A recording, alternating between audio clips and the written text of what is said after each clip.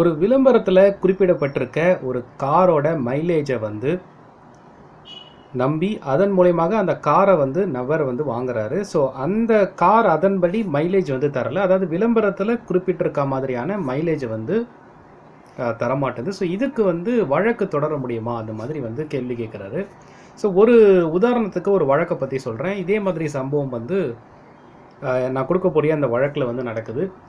So அந்த வழக்கில் அந்த புகார்தாரர் என்ன மாதிரியான ப்ராப்ளம் வந்து ஃபேஸ் பண்ணியிருக்காரு, அந்த வழக்கு டாக்குமெண்ட்டில் என்ன சப்மிட் பண்ணியிருக்காரு, ஆப்போசிட் பார்ட்டியான கார் நிறுவனம் அண்ட் தென் வந்து டீலர் வந்து என்ன சொல்கிறாங்க, இந்த வழக்கை விசாரித்த நீதிபதி அவர்கள் இதற்கான தீர்ப்பு என்ன மாதிரி கொடுத்துருக்காருன்றதை ஷார்ட்டாக பார்க்கலாம். ஸோ இந்த வழக்கு வந்து அந்த புகார்தாரர் அவருடைய வழக்கில் என்ன சப்மிட் பண்ணுறாருன்னா, அவர் புதுசாக ஒரு காரை வந்து வாங்குறாரு. அந்த காரை எப்படி வாங்குறாருன்னா, விளம்பரத்தில் வந்து பார்க்குறாரு. அந்த விளம்பரத்தில் இந்த காரோட மைலேஜ் வந்து இவ்வளோ 23 கிலோமீட்டர் வந்து பெர் லிட்டருக்கு வந்து தரும்னு சொல்கிறாங்க, பெட்ரோல்.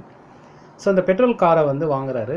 ஸோ வாங்கினதுக்கப்புறம் அந்த காரை வந்து வாங்குறதுக்கு முன்னாடி அந்த ஷோரூமில் இதை பற்றி விசாரிக்கிறாரு. அவங்க வந்து விளம்பரத்தில் குறிப்பிட்டிருக்கிறது அனைத்தும் உண்மை, அந்த கார் வந்து இந்த மைலேஜ் வந்து கண்டிப்பாக கொடுக்கும் அப்படின்றத அவங்க ஊர்ஜிதப்படுத்துகிறாங்க. ஸோ இதுக்கப்புறம் தான் அந்த காரை வந்து வாங்குறாரு. பட் வாங்கினதுக்கப்புறம் இவர் ஒரு 1 மந்த் கிட்ட யூஸ் பண்ணுறாரு.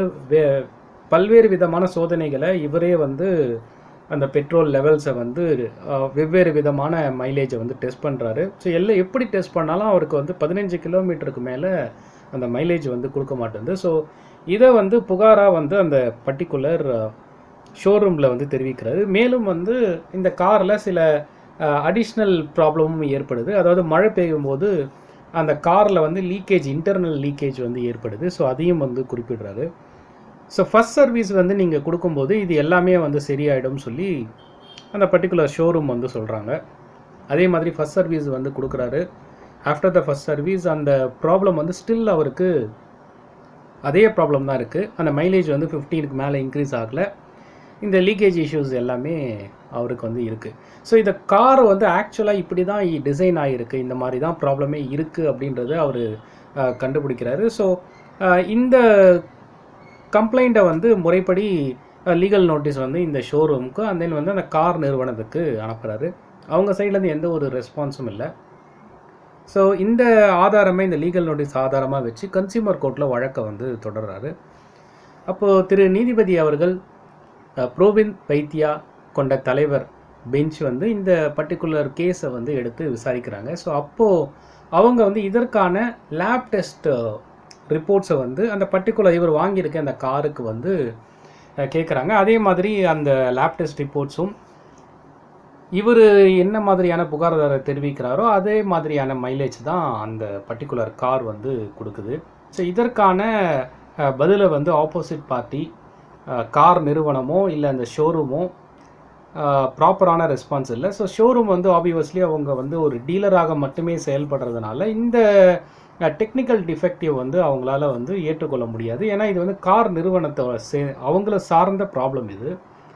அப்போ ஒரு அவங்க சொன்ன விஷயம் வந்து கார் நிறுவனம் அவங்க விளம்பரத்தில் குறிப்பிட்டிருக்கிறத இந்த ஷோரூமும் உண்மைன்னு நம்பி இவங்களுக்கும் அந்த கஸ்டமருக்கும் அந்த பொருளை வந்து விற்கிறாங்க. ஸோ அதனால் ப்ராப்ளம் வந்து இந்த பர்டிகுலர் ஷோரூம் மேலே கிடையாதுன்றத குறிப்பிடுறாங்க. அண்ட் தென் கார் நிறுவனம் தவறான விளம்பரம் மூலியமாக கிளைண்ட்டை நம்ப வச்சு அவங்களுக்கு வந்து ஏற்பட்ட இந்த பாதிப்புனால அந்த கார் வந்து எவ்வளோ விலைக்கு வாங்கியிருக்காங்க, கிட்டத்தட்ட 5 லட்சம் ரூபாய்க்கு அந்த காரை வாங்கியிருக்காங்க. அந்த முழு காஸ்ட்டை வந்து அந்த கார் நிறுவனம் அந்த பார்ட்டிக்கு தரணும்.